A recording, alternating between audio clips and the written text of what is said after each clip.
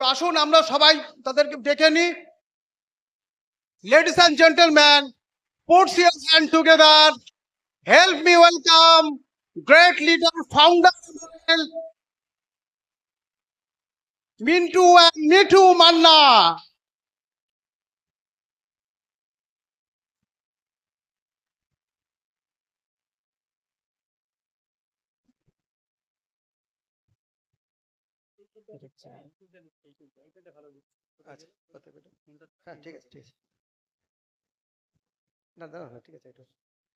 Good evening. Already নাম শুনলেন, মিন্টু মান্না এবং মিঠুর সাথে আমি আমরা ভীষণ প্যাশনেটলি বিজনেসটা বিল্ড করছি, অনেক বছর ধরে করছি বিজনেসটা। তো তো অ্যাকচুয়ালি প্রথমে যেটা বলবো যে এই বিজনেসে আমাদেরকে যিনি স্পন্সর করেছেন তিনি কিন্তু আজকে বিজনেসে নেই, বাট এখন আমার ইমিডিয়েট স্পন্সর ফাউন্ডার এমারেল, গোয়িং ডাইভেল very soon, Munshi Ahsanul Haque and Sayeda Khatun. এবং আমাদেরকে যিনি মেন্টারশিপ দেন, নেনাদার দেন, ফাউন্ডার এমারেল শেখ মুর্শেদ আলী রেহনা ইয়াসমিন অ্যান্ড ডক্টর নিত্যানন্দ আরতি মণ্ডল। আমরা আজ ভীষণ ভীষণ প্রাউড ফিল করছি যে আজকে অসিতাবদা অ্যান্ড শ্বেতাদির এই মানে ওপেন মিটিংয়েতে আমরা কিছু বলতে পারার সুযোগ পেয়েছি। এখানে আমাদের শ্রদ্ধেয় সুভাষিস দা এবং সুজাতা দি এখানে আছেন, নমস্কার, আছেন, পর থেকে আপনারা আছেন। তো আজ আমরা আমাদের কিছু বিজনেস, এই যে জার্নি, প্রায় আমরা 25 বছর ধরে বিজনেসটাতে আছি, এই 25 বছরে বিজনেস জার্নি, এই জার্নিতে আমরা কি করেছি সেই স্টোরি আজকে আমরা কিছুটা বলবো। তো আমাদের কিছু ক্যাসেটও আছে, অনেকে হয়তো শুনে থাকবেন, যেটা বললেন হোস্ট বললেন। তো অলরেডি বিজনেসটা আমরা যখন শুরু করেছিলাম প্রচণ্ড সিম্পল, একবারে সিম্পল, লোয়ার ব্যাকগ্রাউন্ড থেকে বা হাম্বেল ব্যাকগ্রাউন্ড থেকে আমরা বিজনেসটা বিল্ড করেছি। তো আমি প্রথমে যেটা বলবো যে বিজনেসের শুরুর গল্প প্রত্যেকেরই আছে, কম বেশি আছে, এবং আমাদের অনেক কিছু চ্যালেঞ্জও আছে। সেই চ্যালেঞ্জ আমরা কীভাবে ওভারকাম করেছি সেটাই আজকে আমি কিছুটা বলবো। তো দেখুন, বিজনেসটা আমি শুরু করেছিলাম আমি যখন পড়াশোনা করি, এইচএস পড়ছি। তো পড়তে পড়তে আমাদের ফিজিক্সের টিচার প্রায় কিন্তু অলরেডি অ্যামোয়ের কিছু প্রোডাক্ট নিয়ে ভালো ভালো কথা বলতেন। তখন ইন্ডিয়াতে অ্যামোয় বিজনেসটা আসেনি, আমি জানতামও না। বাট ক্লাসরুমেতে উনি বলতেন, যেমন দেখালেন না আজকে একটা ডিটারজেন্ট, বললো জানিস একটা কোম্পানির একটা ডিটারজেন্ট আছে যেটা হচ্ছে without caustic soda, without fatty অ্যাসিডে তৈরি হয়, এবং ডিটারজেন্টটা যে অলরেডি ভীষণ পাওয়ারফুল একটা ডিটারজেন্ট, যেটা হচ্ছে H+ এবং OH- হাইড্রোলিসিস হয়, তো এবং বায়োডিগ্রেডেবল, এরকম অনেক কিছু কথা বলতেন। এবং উনি আরও অনেক কিছু কথা বলতেন, যে জানিস একটা ব্র্যান্ড আছে যার নাম হচ্ছে নিউট্রিলাইট, যেখানে মেডিকেল সায়েন্স হার মেনে যায় সেখান থেকে নিউট্রিলাইট শুরু হয়। তো এরকম ভালো ভালো কথা অনেক বলতেন, বাট স্টুডেন্ট লাইফে এক কান দিয়ে শুনেছি, এক কান দিয়ে বার করে দিয়েছি। তারপরে কর্মজীবনে আসা, অলরেডি আমার বাবা একটা অলরেডি রাজ্য সরকারের একটা মানে ডিপার্টমেন্টে একটা মানে সরকারি চাকরি করতেন। আমরা 3 ভাই 4 বোন, টোটাল আমাদের ফ্যামিলিতে 9 জন ফ্যামিলি মেম্বার। এই 9 জন ফ্যামিলি মেম্বারের মধ্যে আমার বাবাই কিন্তু একমাত্র আর্নিং মেম্বার ছিলেন। তাই বুঝতেই পাচ্ছেন যে 9টা পেট, একটা ইনকাম, সেখানে কিন্তু বিশাল প্ল্যানিং করে বাবাকে কিন্তু করতে হতো, সংসার চালাতে হতো। তাই বুঝতেই পারছেন ছোটোবেলা থেকে ভালো খাবো, ভালো পড়বো, ছোটোবেলার শখ আহ্লাদ পূরণ করবো, এটা কোনোটাই কিন্তু আমি করতে পারিনি। তবে দুবেলা দুমুঠো খাবারের অভাব কিন্তু আমাদেরকে দেয়নি, এবং পড়াশোনাটাও কিন্তু মানে তাতেও কিন্তু কষ্ট দেয়নি। এইটাই ছিল, বাদ বাকিটা কিন্তু আর কিছু ছিল না। তাই ছোটোবেলা থেকেই বাবাকে দেখেই মনে মনে ডিসিশান নিয়েছিলাম, বড় হয়ে আর যাই হোক জব করব না, বিজনেস করব। কারণ আমি কিছু বিজনেসম্যানকে দেখেছি যারা কিনা তাদের লাইফস্টাইল ভীষণ বেটার। তো অলরেডি গ্র্যাজুয়েশনে পড়তে পড়তে, সেকেন্ড ইয়ার যখন পড়তে পড়তে বিজনেস করব বলে পঠন পাঠনের কাজ চুকি দিয়ে চলে যাই মুম্বাইতে সোনার কাজ করতে। কারণ ওখানে গিয়ে 4 বছর সোনার কাজ করি, সোনার কাজ করে কিছু ইনকাম করি। ইনকাম করার পর বাবার কাছে ফিরে আসি। ফিরে আসার পর বাবাকে বলি যে আমি বিজনেস করব, আমার কাছে কিছু ক্যাপিটাল আছে, তুমি যদি আমাকে কিছু ক্যাপিটাল দাও আমি একটা বিজনেস করব। তো আমার উৎসাহ দেখে বাবা কিন্তু আর বারণ করেনি, আমাকে কিছু ক্যাপিটাল দিয়ে সাহায্য করেছিলেন এবং আমি একটা বিজনেস স্টার্ট করেছিলাম। খুব ভালো বিজনেস, প্রোডাকশনের বিজনেস, দিব্যি ছিল, ভালো চলছিল। আমার কাজ ছিল 80 থেকে 100 জনকে কাজ সাপ্লাই করা, এই কাজ দেওয়া, এবং কাজগুলো উৎপাদন হয়ে গেলে, প্রডিউস হয়ে গেলে আমি কিন্তু কলকাতাতে সাপ্লাই করা, এটাই ছিল। বাকিটা টাইম, তখন প্রচণ্ড ইয়াং ছিলাম, বাকিটা টাইম বন্ধুদের সঙ্গে চুটিয়ে আড্ডা মারা, এটাই আমার চলছিল লাইফ। তো এইভাবেই চলছিল।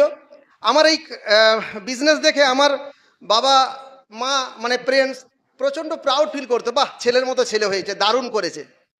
আমার প্রতিবেশী আত্মীয় পরিজনেরা বলতো যে একদম দারুণ, তোমার ছেলের মতো ছেলে হতেই বা এইরকমই ছেলে দরকার, এরকম বলতো। তো এই মতো অবস্থায় দারুণ চলছে। এইরকমই অবস্থায় আমারই এক পাড়ার দাদা, যার কাছে আমি পড়তাম, উনি আমাকে এই বিজনেস অপরচুনিটিটা দেখান। উনি আমাকে বলেছিলেন যে তুই যেটা করছিস ওটা বোঝা রেখে সাইডে সৎ উপায় কিছু করতে চাস। বেসিক্যালি সৎ উপায় কথাটা বলেছিল বলে আমি কিন্তু কনসেপ্টটা দেখতে গিয়েছিলাম, নাহলে কিন্তু যেতাম না। বিশ্বাস করবেন কিনা জানি না, আমার ইনকামটা প্রচুর ভালো ইনকাম ছিল। তো ওই সৎ উপায়ের কথাটা বলেছিল বলে আমি কনসেপ্টটা দেখতে গিয়েছিলাম। আজকে এখানে অনেকেই এসেছেন কনসেপ্টটা দেখতে, তো আমিও কনসেপ্টটা দেখতে গিয়েছিলাম এবং কনসেপ্টটা দেখিয়েছিলেন। এখানে বসে আছেন আমার আপলাইন, উনি কনসেপ্টটা দেখিয়েছিলেন এবং 20-21 জন একসাথে একটা ঘরে বসে কনসেপ্টটা দেখেছিলেন। তখন ম্যারাথন প্ল্যান কনসেপ্টটা দেখিয়েছিলেন। তো যাই হোক, কনসেপ্ট দেখলাম, দেখার পরে আমি যখন অ্যামওয়ের নাম শুনলাম, শোনার পরে একবারে পুরো এক ঠাকে রাজি হয়ে গেছি যে বিজনেসটা আমি করব। বিজনেসটা নয়, আমি বিজনেসে জয়েন করব। কেন? প্রোডাক্ট ইউজের জন্য। কারণ ছোটবেলা থেকে ওই যে স্যারের কাছ থেকে শুনেছিলাম যে প্রোডাক্ট খুব ভালো, তো প্রোডাক্ট ইউজের লোভেতে আমি কিন্তু বিজনেসটাতে স্টার্ট করি। বিজনেসটা করব বলে কিন্তু করিনি। তো অলরেডি আমার আপলাইন স্পন্সরকে আমি বলে দিয়েছিলাম আমি কিন্তু প্রোডাক্ট ইউজ করব, আমি কিন্তু বিজনেস করবো না, তোমাদের ওই মিটিং মিছিলে আমি কিন্তু যেতে পারবো না। কারণ বুঝতেই পারছেন ইগো একটা ছিল, প্রচুর একটা ইগো ছিল। তো বেসিক্যালি বেচারা আপলাইন আমাকে কিন্তু বলতো না কিছু। তো তারপরে আমি প্রোডাক্ট ইউজ করতাম। প্রোডাক্ট ইউজ করার পর দেখলাম প্রোডাক্ট ইজ সো অসাম, ভীষণ ফাটাফাটি প্রোডাক্ট, আপনারা প্রত্যেকেই জানেন, ভীষণ পাওয়ারফুল প্রোডাক্ট। আমাকেও ভীষণ ভালো লেগেছিল এবং ন্যাচারালি প্রোডাক্টগুলো ইউজ করার পর যখন ভালো লাগলো, আমি কিছু আমার বন্ধু বান্ধবকে এমনি ন্যাচারালি বলতে শুরু করলাম, এই দারুণ একটা প্রোডাক্ট, টুথপেস্ট আছে, তুই ইউজ করতে পারিস। তো তাহলে দে না, আমার কাছে নেই, আমাকে যে স্পন্সর করছে আমি তাকে দেখে দিতাম, ওর কাছে আছে, ওর কাছ থেকে নিয়ে আসবি। তো এইভাবে বলতে বলতে বলতে বলতে অলরেডি আমি কিন্তু তার কাস্টমার বাড়াতে শুরু করি। একদিন আমার আপলাইন স্পন্সর আমাকে একটা দোকানেতে গিয়ে, মানে চা দোকানে গিয়ে দিয়ে বলছে যে জানো তোমার কারণে আমার প্রতি মাসে 6 থেকে 8 হাজার টাকা টার্নওভার হয়। আমি তো সো হোয়াট, তো হয়তো কি আছে, বুঝি না, এই যে 8 হাজার টাকা টার্নওভার হচ্ছে আর 20% কিন্তু আমি এনজয় করছি, এটা তোমার কারণেই হচ্ছে। আমি বলছি তাই? বললে হ্যাঁ।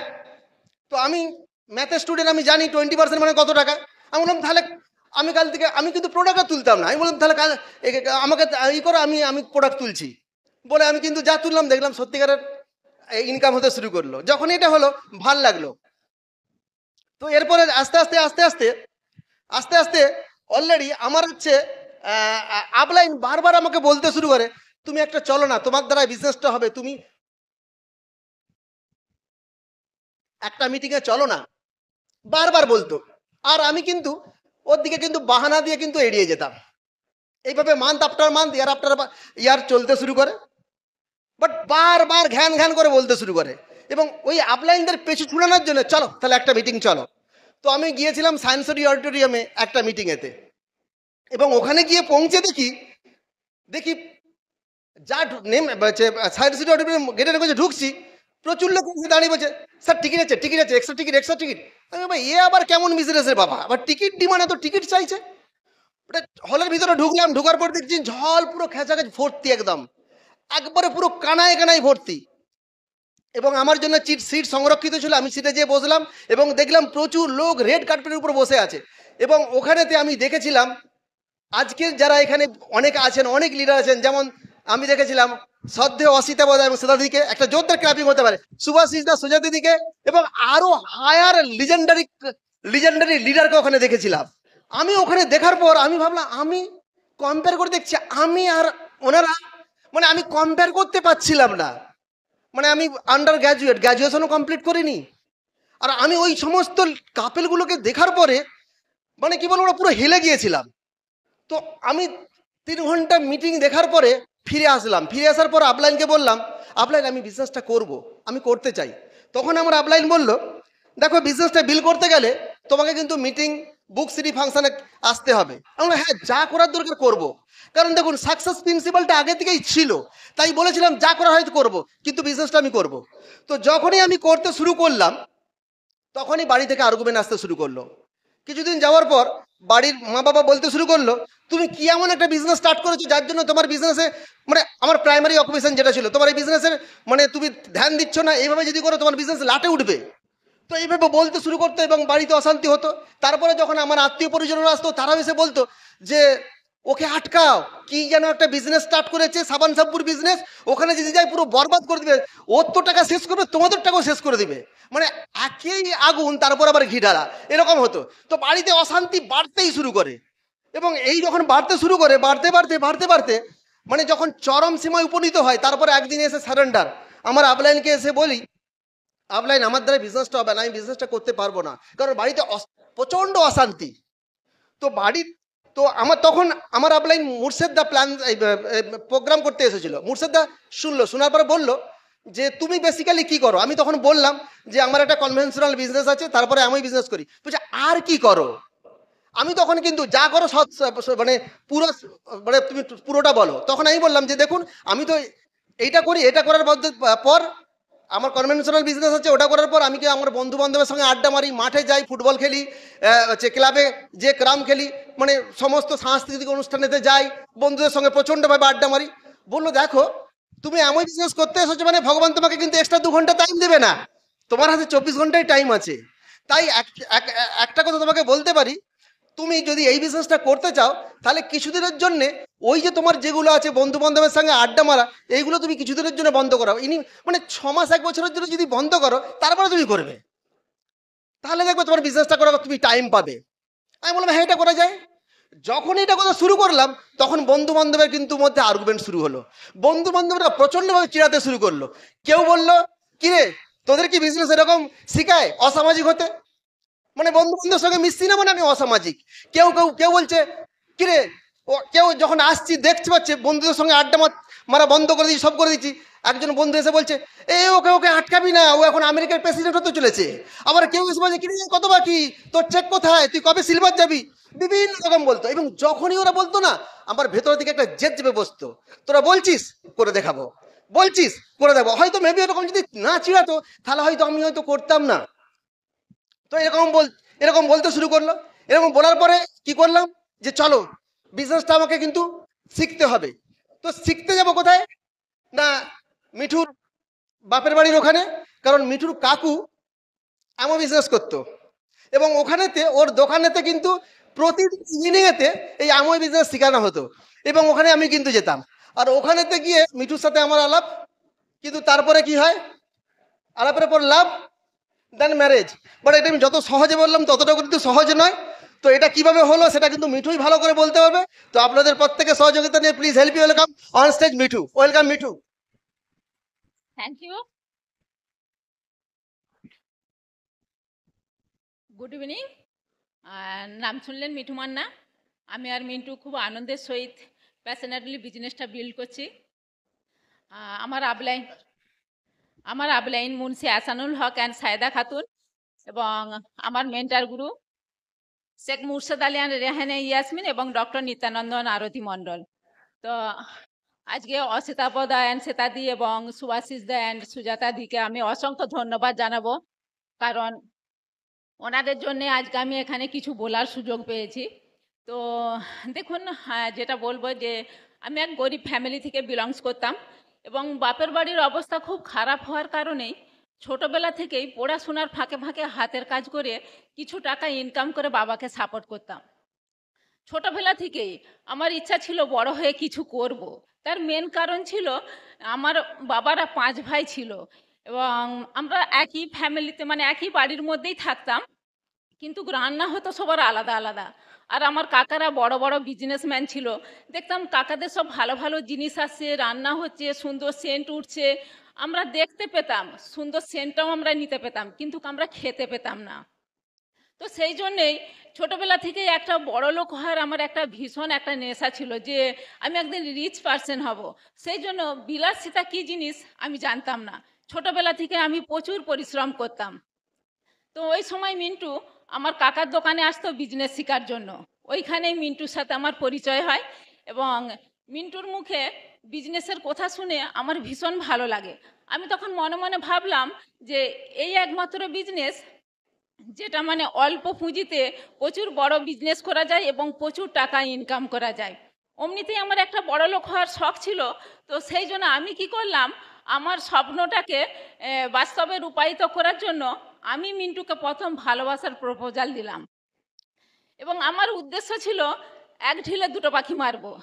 বিজনেসকে বিজনেসও পাবো, রাজপুত্রের মতন ছেলেও পাবো।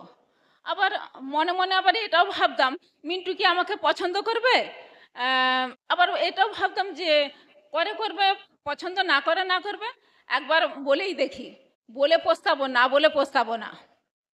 তো কি করলাম, মিন্টুকে আমি বলেও ফেললাম আর মিন্টুর সাথে আমার লাভও হয় এবং ম্যারেজও হয়ে যায়। তো আমি এটা যত সহজ করে বললাম এটা কিন্তু তত সহজ ছিল না, কারণ আপনারা দেখতেই পাচ্ছেন মিন্টুর কালার আর আমার কালারের একটা বিস্তর ফারাক। আপনারা দেখবেন যে একটা কালো ছেলে যদি ফর্সা মেয়েকে বিয়ে করে সেখানে দেখবেন বাড়ির লোকজন থেকে, আত্মীয় স্বজন থেকে, পাড়া পড়শি থেকে সবাই বলে বাহ বউ খুব সুন্দর হয়েছে। কিন্তু একটা ফর্সা ছেলে যদি একটা কালো মেয়েকে বিয়ে করে ফেলে সেখানে দেখবেন বাড়ির সকলের কিন্তু মানে সেটা মন থেকে মেনে নিতে পারে না। তো আমার ক্ষেত্রেও সেই রকমই হয়েছিল। তো দেখুন বিয়ের আগে প্রত্যেকটা মেয়ের চোখে মুখে একরাশ স্বপ্ন থাকে এবং বিয়ের পর প্রত্যেকটা মেয়ে সেই একরাশ স্বপ্ন নিয়ে শ্বশুর বাড়ি আসে। আমিও এসেছিলাম, কিন্তু আমাকে বেশি দিন থাকতে হয়নি, কারণ আমি কালো বলে আমাকে অমনিতেই কারো তেমন পছন্দ ছিল না। তারপরে হচ্ছে যে দ্বিতীয়ত হচ্ছে যে এই অ্যামওয়ে বিজনেসটা আমার শ্বশুর বাড়ির কারোই পছন্দ ছিল না। সবাই চাইতো যে মিন্টু যাতে না বিজনেসটা করে, আর মিন্টু যে বিজনেসটা করবে, এই নিয়ে বাড়িতে অশান্তি লেগেই থাকতো। তারপরে একদিন কি হলো না, মিন্টুর মা একদিন মিন্টুকে ডেকে বলল যে তোমরা আমার বাড়ি থেকে বেরিয়ে যাও, তোমরা কোথায় যাবে কি খাবে আমি জানি না, কিন্তু তোমরা আমাদের বাড়ি থেকে বেরিয়ে যাও।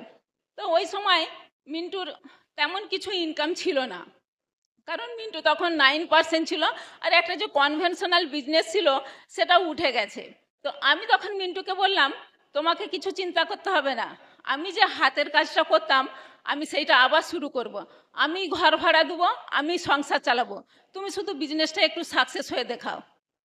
তো ওই সময় মিন্টুর পাশের বাড়ির দাদার ছেলে আমাদের কাছে জয়েন হয়ে মুম্বাই চলে যায়। তো মুম্বাইয়ে চলে যাবার পর ওইখানে 4-5 জনের একটা ছোট্ট গ্রুপ তৈরি করে ফেলে।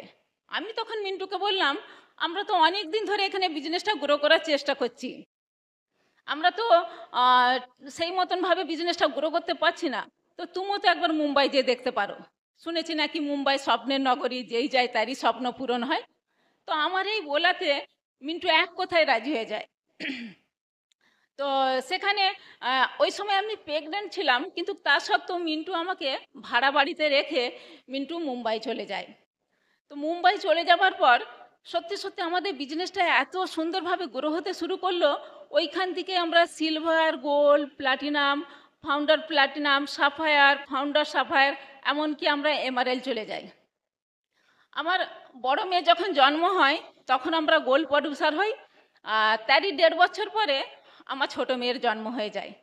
এই দুটো বাচ্চাকে নিয়ে আমি একাই ভাড়া বাড়িতে থাকতাম। আমার মা রাত্রে শুতে আসতো, সকালবেলা আবার উঠে চলে যেত। ওই সময় মিন্টু মুম্বাইয়ে থাকতো, 3-4 মাস ছাড়া আসতো, আবার হচ্ছে যে চলে যেত, মানে 15-20 দিন করে থাকতো আবার চলে যেত আর কি। তো ওই সময় আমার মনে হয়েছিল মিন্টু যেন আমাদের কুটুম, আসছে চলে যাচ্ছে, আসছে চলে যাচ্ছে, সংসারের দায়িত্ব, ছেলে মানুষের দায়িত্ব সবই যেন আমার। দেখেছি কর্মসূত্রে ছেলেরা বাড়ির বাইরে থাকলে বিয়ের পর বউকে নিয়ে চলে যায়, তার কারণ কি না বাড়ির লোকেরা বলে ছেলের খাওয়া দাওয়ার কষ্ট হয়। আমি তখন মিন্টুকে বললাম তুমিও তো একা একা থাকো আমার দিকে ছেড়ে, তোমার কি কোনো কষ্ট হয় না, তো তুমিও তো আমার দিকে নিয়ে যেতে পারো। তো আমার এই বলাতে মিন্টু আমার দিকে মুম্বাই নিয়ে যায় এবং মুম্বাই নিয়ে যাওয়ার পর দেখছি মিন্টু আবার দেশে আসতে শুরু করে। আমি বলি কি হলো, আমরা যখন দেশে ছিলাম তুমি তখন মুম্বাই থাকতে, আবার আমরা যখন মুম্বাই এলাম তুমি দেশে চলে যাচ্ছ। এই অজানা অচেনা শহর, কাউকে চিনি না, হিন্দিতে কথা বলতে পারি না। না বলে মিঠু আমাকে যেতে হবে, আমাদেরকে খুব তাড়াতাড়ি ফাউন্ডাস এমারেল যেতে হবে। সেই জন্য বলবো ফ্রেন্ডস, সাকসেস পেতে গেলে কাউকে না কাউকে কম বেশি কম্প্রোমাইজ করতে হয়। দেখুন, এই বিজনেসটা বিল্ড করতে এসে প্রত্যেকটা মানুষেরই কিছু না কিছু চ্যালেঞ্জ থাকে। আমাদেরও কিছু চ্যালেঞ্জ ছিল, সেটা নিয়ে একটু বলবো। তো দেখুন, মিন্টু মুম্বাইয়ে, আমি দেশে, 8 মাসের পেটে বাচ্চা। তো ওই সময় একদিন সন্ধ্যাবেলা শুনছি যে আমাদের নদীর ধারেই বাড়ি, যে নদীর জল বাড়ছে, যে মনে হয় রাতের দিকে বাঁধ ভেঙে যেতে পারে। আমি তখন ভাবলাম আমি একা বাড়িতে থেকে কি করব। তো সন্ধ্যেবেলা বাড়িতে চাবি দিয়ে বাপের বাড়ি চলে গেলাম। সকালবেলা ঘুম থেকে উঠে দেখছি বন্যায় গোটা, মানে জল, বন্যায় ডুবে গিয়ে সব জল থই থই করছে। তো ওই রকম অবস্থায় মানে আমি ওই বাড়ি দেখতে গেছি। বাড়ি দেখতে গেছি, গ্রামের মেয়ে তো জল টলকে অত ভয় পেতাম না। বাড়ি দেখতে গেছি, তো এইটা আমার কাছে একটা ভীষণ বড় চ্যালেঞ্জ। কিন্তু মিন্টু ছিল না যেহেতু, তো এটা আমার কাছে একটা চ্যালেঞ্জের ব্যাপার। তো তারপর কি হলো, আমার ছোট মেয়ে বিছানা থেকে পড়ে গিয়ে তার তার কাঁধের হাড় ছেড়ে গেল। তো ওই সময় মিন্টু কিন্তু মুম্বাই ছিল, আমরা দেশে ছিলাম। আর একবার কি হলো, মিন্টু দেশে, আমরা 3 জনে মুম্বাইয়ে। আমার ছোট মেয়ের এমন শরীর খারাপ করলো, হঠাৎ করে ডাক্তার বলল যে একে এক্ষুনি হসপিটালে ভর্তি করতে হবে। আমি তখন ভাবলাম আমি তো হসপিটাল কোথায় আমি সেটাই জানি না, আমি ভর্তি করব কি করে। আর মিন্টু তো দেশে চলে গেছে, তা আমি যদি মিন্টুকে ফোন করি তাহলে কিন্তু মিন্টু আমাকে এই সময় হেল্প করতে পারবে না। আমি তখন কি করলাম, যে ওইখানেই 1-1.5 ঘন্টা দূরে যেসব ডাউন লাইন ছিল আমি তার দিকে ফোন করলাম। তার দিকে ফোন করার পরেই তারা কিন্তু চলে আসে। আসার পরে আমার মেয়েকে নিয়ে হসপিটালে যাই। 2টো হসপিটালে গেলাম, কোনো হসপিটালে ভর্তি নিল না। 3টে হসপিটালে গেলাম, সেখানে আমার মেয়েকে বেডে শুয়ে দিলাম। শুয়ে দিবার পর ডাক্তারের অপেক্ষা করছি, 1 ঘন্টা 1.5 ঘন্টা হয়ে যাচ্ছে, ডাক্তার আর আসছে না। আমার মেয়ের অবস্থা খারাপ হয়ে যাচ্ছে। আবার বেড থেকে তুলে নিয়ে গিয়ে আবার একটা হসপিটালে গেলাম, এবং সেই হসপিটালে যাওয়ার পর আর ওনারা কি করলেন, যে অ্যাড্রেস, মানে মেয়ের জন্ম তারিখ, এ সমস্ত কিছু জানতে চাইছে। ওই সময় আমার ভয় আর কিছু মনে করতে পারিনি। মেয়ে যে কত তারিখে জন্ম জন্ম হয়েছে আমি সেটাও আর মনে করতে পারছি না। তো দেখুন, এই সমস্ত কিছু আমি কিন্তু একাই সামলেছি। তো আম, আবার কি দেখুন, আবার এক চ্যালেঞ্জ, মানে সেই যেটাকে বলে গোদের উপর বিস্ফোরা। আমি দেশে থাকতাম, মুম্বাইয়ে গেছি। তো আমি হিন্দি জানতাম না। মিন্টু কি করতো, আমাদের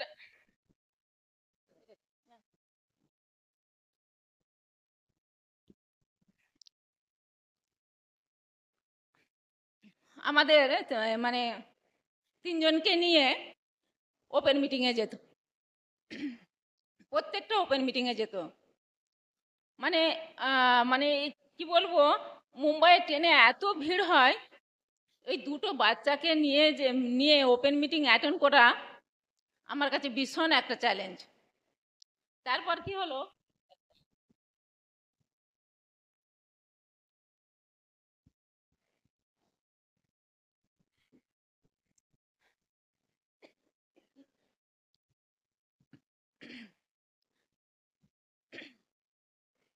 তারপর কি হলো না, এবার ওখান থেকে 2টো মেয়েকে নিয়ে ওপেন মিটিংয়ে যেত। এটা আমার কাছে তো একটা চ্যালেঞ্জই ছিল। যেহেতু আবার ওখানে কীরকম নিয়ম ছিল, ওপেন মিটিংয়ে কিছু মানে পিন রেকগনেশন হতো, সেখানে কিছু না কিছু বলতে হতো। এবার আমি হিন্দি জানি না, সেই জন্য আমার বিশাল বড় একটা মানে প্রবলেম হতো। এটাও আমার কাছে একটা বিশাল বড় চ্যালেঞ্জ। যেহেতু 1 মিনিট 1 মিনিট আমি কিন্তু ওইটা ম্যানেজ করে নিতাম। তারপর আবার কি হলো না, মিন্টু কি বলতে শুরু করলো, 2 মাস হয়নি, মিন্টু বলছে মিঠু আমার দিকে এবার ওপেন মিটিংয়ের স্পিকার হতে হবে। আমি বলি আমি এখনো 2 মাস এসিনি, আমি ওপেন মিটিংয়ের স্পিকার হব? না তুমি পারবে, আমি তো আছি, তুমি বই পড়ো, তুমি লোকের সাথে কথাবার্তা কও। তখন আমি কি করলাম, আমি হচ্ছে যে বাজার যেতে শুরু করলাম, আর তার সাথে সাথে দোকান বাজার বই পড়তে শুরু করলাম। তখন বুক অফ দ্য মান্থ ছিল হিন্দি, হিন্দি বই পড়তে শুরু করলাম। আমি সবজি কিনতে যেতাম, সবজির নাম জানতাম না, কিন্তু আউল লেখাতে জানতাম। আর এটা বলতাম, ভাইয়া এ কি দিনে কারকে। তো তখন এরকম করে আমি কিন্তু সবজি বাজার করেছি, দোকান বাজার করেছি, তার সাথে সাথে আমি ওই হিন্দি বই, তখন book of the month Hindi ছিল, হিন্দি বই পড়েছি। তখন এবার কি হয়েছে, মানে অমনিতেই দেখুন বই পড়তে আমার খুব একটা ভালো লাগতো না। ছোটবেলা থেকে আমি ঠাকুরকে বলতাম, ঠাকুর আমার কবে বই পড়াটা যাবে, আমি তাহলে তাড়াতাড়ি ঘুমিয়ে পড়বো। ঠাকুর কি শুনলো আমি জানি না, আমার এমন একটা ছেলের সাথে বিয়ে দিল যে আমি যতদিন বাঁচবো আমাকে ততদিনই বই পড়ে যেতে হবে। তারপরে আবার দেখুন, আবার আমি মানে যাই হোক অনেক পড়াশোনা, মানে আমি ভাবলাম যে আমাকে যদি টিমকে বিল্ড করতে হয়, আমাকে যদি লেডিজদের সঙ্গে কমিউনিকেট করতে হয়, তাহলে কিন্তু আমার স্পিচ প্যাটার্ন থাকতে হবে। আমার কথার মধ্যে যেমন সঠিক ধার থাকে, আমি যেন সবার সাথে কথা বলতে পারি।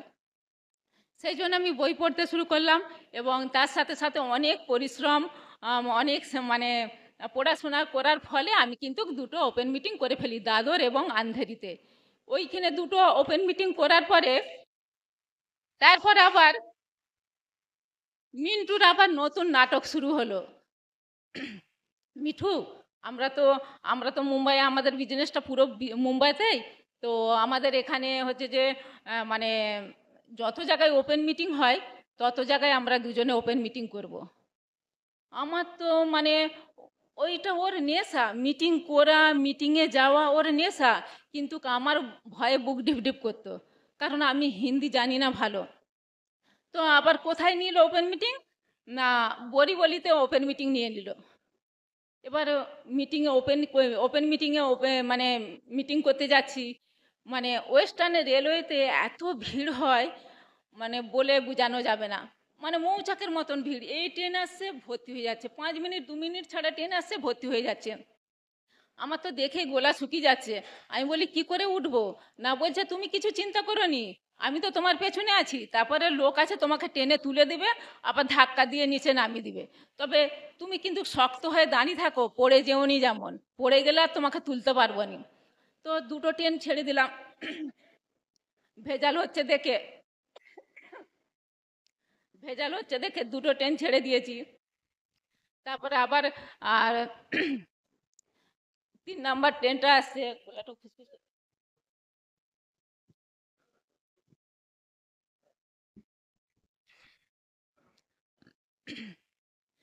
3 নাম্বার ট্রেন আসছে, উঠবো বলে রেডি হয়ে গেছি। মিন্টু আমার পেছনে দাঁড়িয়ে আছে। যা ট্রেন এসেছে আর পেছন দিকে ঘুরে তাকানোর সময় হয়নি। আমি এবার উঠবো বলে রেডি হয়ে আছি, এমন ধাক্কা ধাক্কি করছে, মিন্টু কখন আমার পেছন থেকে সরে গেছে আমি বুঝতেই পারিনি। আমার পেছনে অন্য লোক ঢুকে পড়েছে। এবার ঢুকে আমাকে টেনে এমনভাবে ট্রেনেতে ওরা তুলে দিল, মনে হলো আমি যেন ওদের বউ। এবার ট্রেনে উঠে গিয়ে দেখছি মিন্টু আর নাই। ফোন করে দেখছি না মিন্টু, মিন্টু কোথায়, ফোন করছি তখন মিন্টু বলছে আমি তো হচ্ছে যে উঠতে পারিনি, আমি এইখানেই রয়ে গেছি দাদরে, আর তুমি ওইখানে গিয়ে নেমে দাঁড়াও। তো ওইখানে গিয়ে আমি আবার নেমে দাঁড়ালাম, তারপর মিন্টু গেল।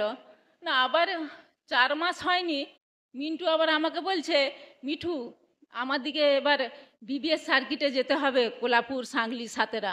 আমি বলি তোমার কি মাথা খারাপ হয়ে গেছে, আমি একটা ওপেন মিটিং করি, সেখানে 10 মিনিট 8 মিনিট নম করে সেরে দিই, আমি বিবিএস করব কি করে, সেখানে 45-40 মিনিট বলতে হবে। তখন বলছে হ্যাঁ আমি তো কথা দিয়ে দিয়েছি তোমাকে যেতে হবে। তখন আমাকে মনে মনে এত রাগ ধরছে, আমার মাথা গরম হয়ে যাচ্ছে। আমি শুধু বলছি কেন আমি বিয়ে করলাম, আবার বিয়েই যদি করলাম আমি মুম্বাই এলাম কেন। তারপরে যাই হোক কথা দিয়ে দিয়েছে, আমাকে মিটিং করতে যেতে হবে ওর সাথে। মিটিং করতে গেলাম, সেখানে মিটিং করতে যাওয়ার পরে মানে আমরা কি বললাম আর ওরা কি বুঝলো আমি কিছু ভেবে পেলাম না। মিটিং শেষে ওরা দেখছে কে এসে একজন কাঁদছে, তারপরে কতজন এসে বলছে মিন্টুজি মিঠুজি বহুত বড়িয়া হওয়া, বহুত বড়িয়া হওয়া। আমি তখন মনে মনে ভাবলাম ওরা তাহলে আমাদের হিন্দিটা বুঝেছে।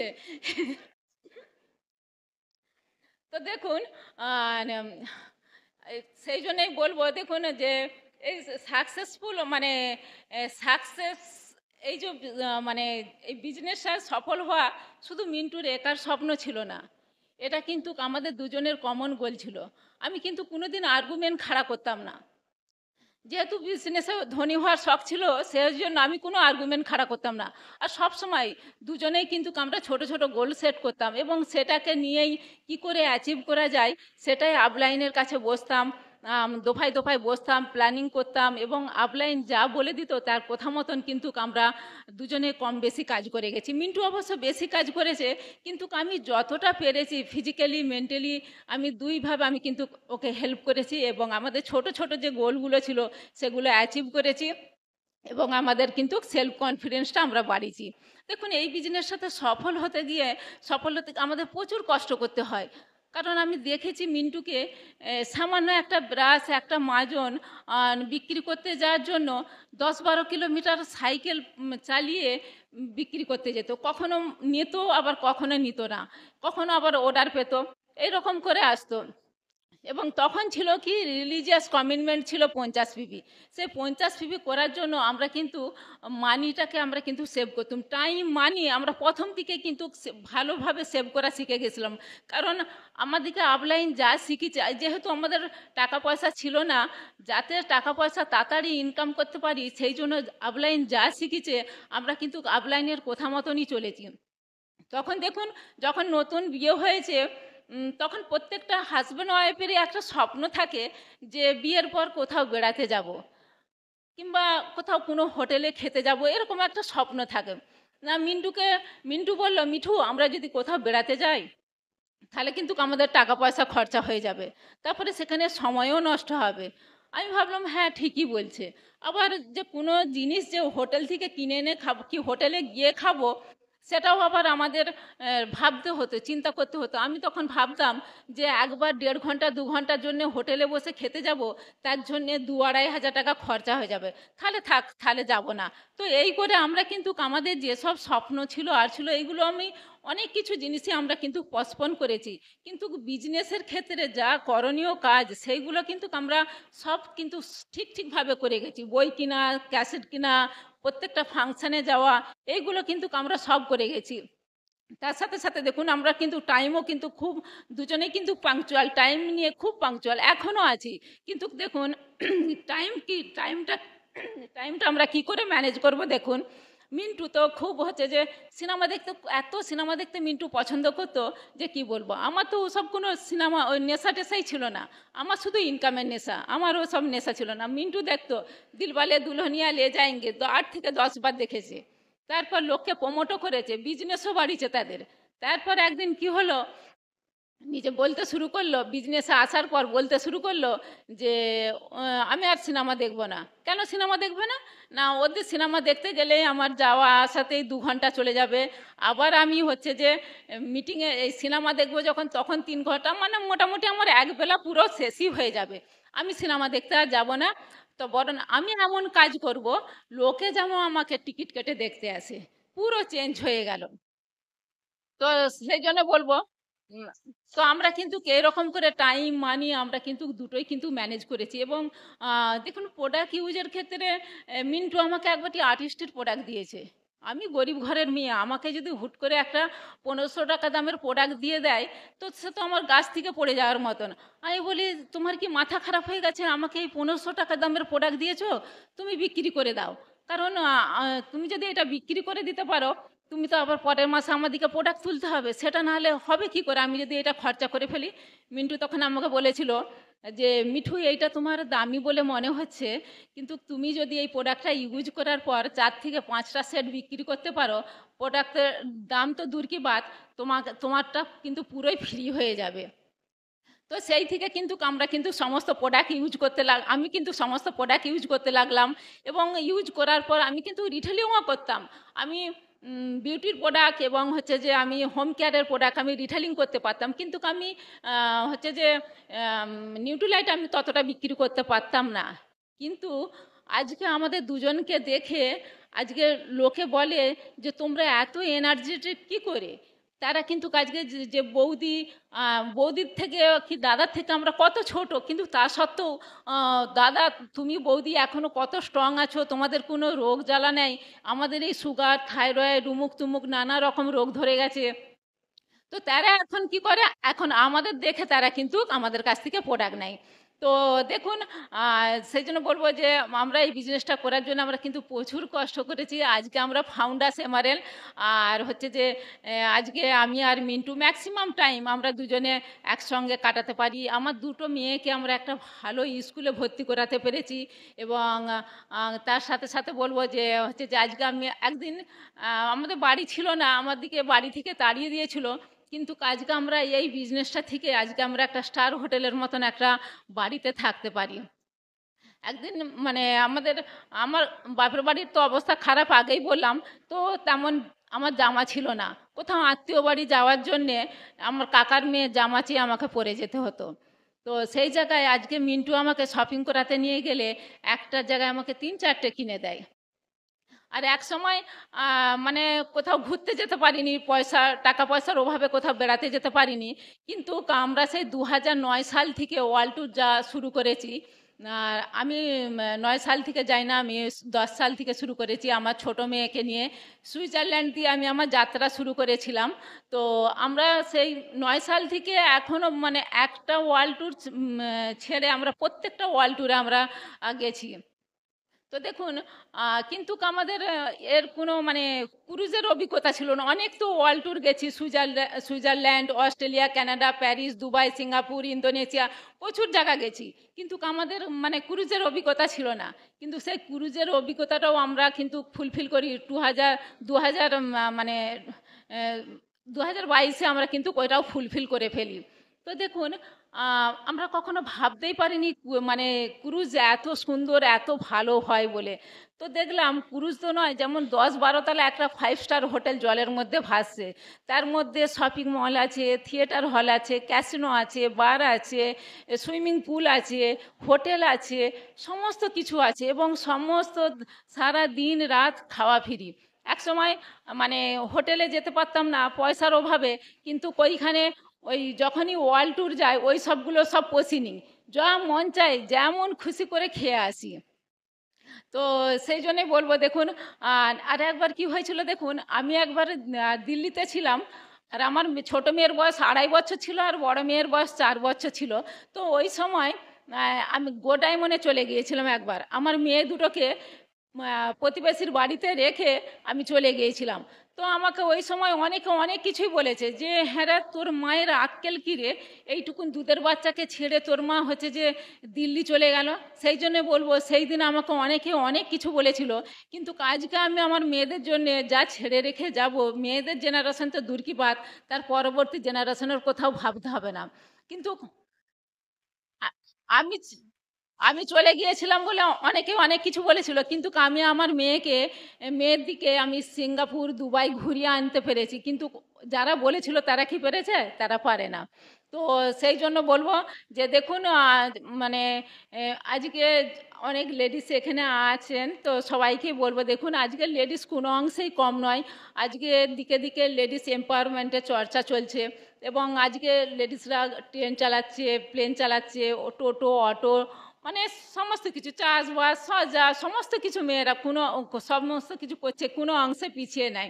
তো সেই জায়গায় বলবো যে মেয়েদের যতই ট্যালেন্ট থাক না কেন, মেয়েরা দেখুন সেই বিয়ের পর বাচ্চা সামালতে, ফ্যামিলি সামালতে, রান্না বান্না করতে করতে মেয়েদের সারা জীবনটা ওই রান্নাঘরেই কেটে যায় আর কি। তো সেই জন্য বলবো যে আমরা কিন্তু চাইলেই ওখান থেকে বেরিয়ে আসতে পারি, একটু আমরা মানে হাজব্যান্ডের হাতে হাত, কাঁধে কাঁধ মিলিয়ে আমরা কিন্তু বিজনেসটা বিল্ড করতে পারি। তাহলে কিন্তু আমরা কিন্তু একটা বেটার লাইফ লিড করতে পারবো, এবং সারা দুনিয়া আমরা কিন্তু প্রজাপতির মতন ঘুরে বেড়াতে পারবো। তো okay, thank you. Over to Mintu. Awesome awesome. তো অলরেডি মিঠু যেটা বললো যে অ্যাকচুয়ালি এই বিজনেসটাতে বিজনেসটা করার কারণে আমাদের কিন্তু সত্যি সত্যি ঘর ছাড়তে হয় এবং ভাড়া বাড়িতে আমার দিকে থাকতে হয়। ওই সময় তো মিঠু পুরো দায়িত্বটা নিয়েছিল। তো যদি সত্যিকারের মিঠু যদি না থাকতো তাহলে হয়তো বিজনেসটা আমি কিন্তু করতে পারতাম কিনা কোশ্চেন মার্ক থাকতো। তো একটা কাহাবত আছে না যে সংসার সুখে হয় রমণীর গুণে, কথাটা কিন্তু বাস্তব। মিঠু যদি না থাকতো তাহলে কিন্তু আজকে কিন্তু যা যা করেছি সবটা কিন্তু হয়তো হতো কিনা সেটা কিন্তু একটা কোশ্চেন মার্ক কিন্তু থাকতো। তো যাই হোক, বিজনেসটাতে করছিলাম কিন্তু সেভাবে ব্লাস্ট হচ্ছিল না। তো অলরেডি মিঠুরই কারণে, মিঠুর বলাতে আমি কিন্তু মুম্বাই যাই। তো মুম্বাই গিয়ে ওখানে যখন কাজ শুরু করি, কাজ শুরু করতে ফটাফট করে কিন্তু ওখানে কিন্তু পিঞ্চেস হতে শুরু করে। কারণ কি, এখানে একটা জিনিস হয়ে গেছিলো যে লিডারশিপ ডেভেলপমেন্টটা হয়ে গিয়েছিল। মিটিং টিটিং গিয়েছিল, হয়তো বিজনেসটা পিনটা চেঞ্জ হয়নি কিন্তু লিডারশিপটা ভেতরে ভেতরে লিডারশিপটা ডেভেলপমেন্ট হয়ে গিয়েছিল। তাই মুম্বাইতে যখন গেলাম, ওখানে যখন কাজ শুরু করলাম ফটাফট করে 9, 12, 15, 18 পর্যন্ত চলে যাই। বাট পিন তো চেঞ্জ হয়, টাকা সেভাবে আসেনি। কারণ একটা ব্রাঞ্চেই কাজ শুরু করি। আপনারা জানেন আপলাইন ডাউনলাইন একই পিনে থাকলে আপলাইনের কত ইনকাম আপনারা প্রত্যেকেই জানেন। তো সেটা হয়নি। তো ইন দ্য মিন টাইম ওই সময় মিঠু প্রেগনেন্ট হয় এবং ডাক্তার ওকে বারণ করে দেয় কাজ করতে, কাজ যাতে না করে সেটা বারণ করে দেয়। তো মিঠু কাজ করেনি, ইনকাম বন্ধ, এদিকে আমারও ইনকাম নেই। পিন বেড়েছে কিন্তু ইনকাম সেভাবে নেই। তো একদিন মিঠু সিরিয়াসলি এবং ইমোশনালি আমাকে বললো, একটা ফোন করে বলতে শুরু করলো যে দেখো, তুমি এই বিজনেসের জন্যে তোমার ঘর ছেড়েছো, তোমার বিজনেস প্রায় শেষের পথে এবং আমাকে ছেড়ে তুমি কিন্তু বাইরে আছো। তো আমি কোনো কথা শুনতে চাইনি, যার জন্য তোমার এত স্যাক্রিফাইস, তোমাকে ওতেই সফল হয়ে দেখাতে হবে। তোমাকে এই বিজনেসে আমার সন্তান জন্মের আগে তোমাকে কিন্তু এই বিজনেসে সিলভার হয়ে দেখাতে হবে। দেখুন, এর আগে আমার আপলাইন কিন্তু সাকসেসফুল কীভাবে হয় সেটা কিন্তু বলেছেন, এলওএসের সমস্ত আপলাইনরা বলেছে। বাট সেভাবে কিন্তু আমাকে নাড়া দিতে পারেনি। কিভাবে প্রফিটেবল হতে হয় তাও কিন্তু বলেছেন, না সেভাবে নাড়া দিতে পারেনি। বাট সেদিনে মিঠুর কথা শুনে আমার কিন্তু দেয়ালে পিঠ থেকে গিয়েছিল এবং চোয়াল শক্ত হয়ে গিয়েছিল। এবং তারপরে মনে মনে ডিসিশন নিয়েছিলাম, বাই হুক অ্যান্ড কুক আমাকে কিন্তু করে দেখাতেই হবে। এবং তারপরে কিন্তু আমি আস্তে আস্তে প্রচুর পরিমাণে পার্সোনাল অ্যাক্টিভিটির উপরে জোর দিই, প্রচুর প্ল্যান দেখাই এবং পার্সোনাল প্ল্যান দেখাতে শুরু করি। এবং উইথিন 2 মান্থের মধ্যেই আমি আমার second branch, third branch and fourth branch ওখানে রেডি করি। এবং রেডি করার পরেই আমি কিন্তু উইথিন 3 মান্থের মধ্যে আমি আপলাইন ডাউনলাইনের মধ্যে ডিফারেন্স তৈরি করে আমি কিন্তু সিলভার শিপ হিট করি। এবং আমার বাচ্চার জন্মের আগেই কিন্তু আমরা সিলভার যাই। এবং যে মাসে আমার বড় মেয়ে জন্ম হয় সে মাসেতে আমরা গোল্ড প্রডিউসার হই। এবং শুধু আমরা গোল্ড প্রডিউসার হইনি, ওই ফিনান্সিয়াল ইয়ারেতে আমরা প্লাটিনাম হই। সির্ফ আমরা প্লাটিনাম নই, আমাদের নিচে থেকে প্লাটিনাম ব্রেক করে। তো আমরা আপলাইন ডাউনলাইন দুজনে মিলে প্লাটিনাম হয়ে গেছি। হয়ে যাওয়ার পরে নেক্সট ইয়ারে স্বপ্ন আমরা এএলএস যাবো, ফাউন্ডার প্লাটিনাম যাবো এবং সে মতোভাবে কাজ শুরু করি এবং হয়েও গেলাম। হয়ে যাওয়ার পরে আপলাইন ডাউনলাইন দুজনে এএলএস কোয়ালিফাই করলাম। এএলএসে তখন অসিতা বসিতাদের এএলএস যখন ইস্টার্ন জোন থেকে যেত তখন ভিডিও হতো, সেই ভিডিওগুলো আমরা দেখলে আমাদের রোমটে খাড়া হয়ে যেত। আপনারা অনেকেই দেখেছেন, রোমটে খাড়া হয়ে যেত এবং প্রচণ্ডভাবে আমাদের নাচে ময়ূরের মতো মন নাচতো। তো আমরা ওইগুলো দেখার পরে যখন সত্যি সেটা বাস্তবে পূরণ হচ্ছে, আমরা কি করছিলাম, দুটো বড় বড় ক্যামেরা কিনে নিয়ে গেছিলাম এবং ওখানেই নিয়ে যে ইমোশনালি প্রচুর ফটো তুলি, প্রচুর আপলাইনদের ভিডিও করি, নিজেদের ভিডিও করার পরে ফিরে আসার পরে টিমেতে ওইটা কিন্তু প্রমোশন করি, প্রচুর করে এটা প্রমোট করি এবং প্রচুরভাবে দেখানোর পর আমাদের মুম্বাই টিমে তো ব্যাপক একটা মোমেন্টাম তৈরি হয়। এবং আমার সেকেন্ড ব্রাঞ্চ এবং থার্ড ব্রাঞ্চ আমাকে এসে বলে নেক্সট ইয়ার আমরা প্লাটিনাম যাবো। তো আমি চলো, কোনো অসুবিধা নেই বলে কাজ শুরু করলো। এবং যে মতো বললো সে মতো কাজ শুরু করা এবং কাজ শুরু করলো। এবং সত্যি সেপ্টেম্বর থেকে আমরা কিন্তু অলরেডি আমার সেকেন্ড ব্রাঞ্চ এবং থার্ড ব্রাঞ্চ একসাথে সিলভার শিপ হিট করে এবং আমরা এমারাল্ড কোয়ালিফিকেশন স্টার্ট করি এবং লাগার কন্টিনিউয়াসলি করতে শুরু করি। প্রচুর পরিমাণে পরিশ্রম করছি, প্রচুর কাজ করতে এবং কনস্ট্যান্ট একদম পুরো 6 মাসই কন্টিনিউ করতে শুরু করি। এবং লাস্ট মান্থ ফেব্রুয়ারি মান্থ আমরা এমারাল্ড শিপ কমপ্লিট করব। এখান থেকে ওয়েস্ট বেঙ্গল থেকে আপলাইনরা বললেন 25শে ফেব্রুয়ারি নজরুল মঞ্চে একটা মিটিং আছে অসিতা অ্যান্ড শ্বেতা দত্তের এন্টার টিমের। এবং ওই মিটিংয়েতে তোমাকে কিন্তু ব্র্যান্ড নিউ এমারাল্ড পেলে তোমাকে কিন্তু ফেলিসিটেশন হতে হবে। তো যা বলা সেভাবে কাজ শুরু করা আমি কিন্তু শুরু করলাম। এবং আমি সত্যি সত্যি কি প্রচণ্ডভাবে ইমোশনাল ছিলাম, এখনো প্রচুর ইমোশনাল। আমার আপলাইন যা বলে মন্ত্রমুগ্ধের মতো আমি কিন্তু সেটা বিশ্বাস করি। তো অলরেডি বিশ্বাস করে কাজ করেছিলাম। কাজ করার মনে 24 তারিখে কিন্তু আমরা এমারেলশিপ হিট করার পর 25 তারিখে আমরা কিন্তু আসি। মিঠু তখন এখানে ছিল, দুজনে মিলে নজরুল মঞ্চে গিয়েছিলাম। এবং নজরুল মঞ্চে যখন ফেলিসিটেশন হয়ে যাওয়ার পরে অসিতা বোধহয় হোস্টিং করছিলেন, করার পর বলছে, আচ্ছা এইটা তো ফেব্রুয়ারি মাস, দেখি এই মাসে কেউ ব্র্যান্ড নিউ এমারেল হয়েছে কিনা। তো কেউ যদি ব্র্যান্ড নিউ এমারেল থেকে এক স্টেপ আগে আসো বলে আমি কিন্তু আগে এসেছিলাম। এবং আমি অসিতা বোধার কাছ থেকে প্রথম আমি ওইটা পাওয়ার জন্যই আমি কিন্তু ওইটা করেছিলাম এবং কষ্ট করে আমি কিন্তু 24 তারিখেই কিন্তু আমি পিনটাকে অ্যাচিভ করেছিলাম। তো আমরা এমারেল গেলাম, যে দেখুন বিজনেসটা আমাদের অনেক বছর করেছি, হচ্ছিল না, ঠিকভাবে হচ্ছিল না, বিজনেসটা হচ্ছে না। তারপরে যখন ধরুন হলো, একসাথে কিন্তু ধরুন যেটা মিঠু বললো, একসাথে আমরা কিন্তু অলরেডি সাফায়ার আর এমারেলশিপ একই বছরে আমরা কিন্তু কমপ্লিট করি। তো তারপরে মানে ঠিক যেটা কীরকম জানেন তো, একটা নর্দমা দিয়ে যখন দেখবেন জল বইছে, জল বয়ার পর কিছু দেখবেন কিছু জায়গায় দেখবেন যে আটকে জল বয়, তাই না? তারপর হঠাৎ করে দেখুন একটা বৃষ্টি হয়ে যাওয়ার পর কী হয় বলুন তো, যা ওভারফ্লো হয় তখন সমস্ত বাঁধাকে ছুটি দিয়ে আবার কিন্তু টোটালভাবে কিন্তু প্রবাহিত শুরু করে। ঠিক এক্স্যাক্টলি এটাও কিন্তু হয়, আমাদেরও বিজনেসটা অনেক সময় আটকে যায়। আমরা তখন ভাবি এই বুঝি হচ্ছে না, কারণ আপনি যদি ওর ঊর্ধ্বে যেতে পারেন দেখবেন সমস্তকে ছুটিয়ে দেখবেন ডাবল টিপিল আপনার কিন্তু পিন চেঞ্জ হয়ে যাবে। এটাও কিন্তু আমরা করেছিলাম। সেই জন্য ময়দানে টিকে থাকতে হবে এবং লেগে থাকতে হবে, কাজটা করে যেতে হবে, তাহলেই কিন্তু হবে। তো আমরা কিন্তু করেছিলাম। তো এমারেল গেলাম, বিভিন্ন জায়গায় আমাদের ফেলিসিটেশন হচ্ছে, ভীষণ ভালো লাগছে। তো অলরেডি ভীষণ ভালো। তো এই এমারেল যাওয়ার পর এমারেল থেকে ফাউন্ডার এমারেল যেতে আমাদের 10 বছর সময় লাগে। এই 10 বছরে আমাদের বিজনেসের অনেক আপস অ্যান্ড ডাউন হয়। অনেক বিজনেসটা আমাদের থার্ড ব্রাঞ্চ পুরো মুম্বাই থেকে শিফট হয়ে দিল্লিতে চলে যায়। আমাদের সেকেন্ড ব্রাঞ্চ ইন্ডিয়ার বিভিন্ন প্রান্তে ছড়িয়ে পড়ে, প্রচুর জায়গাতে, বহু সিটিতে ছড়িয়ে পড়ে। আমাকে বিজনেসটা বানানোর জন্য বিভিন্ন জায়গায় ছুটতে হয়। এই বিজনেসটা বানানোর জন্য আমি দিনের বেলা কাজ করেছি এবং রাত্রেবেলা ট্রাভেল করেছি।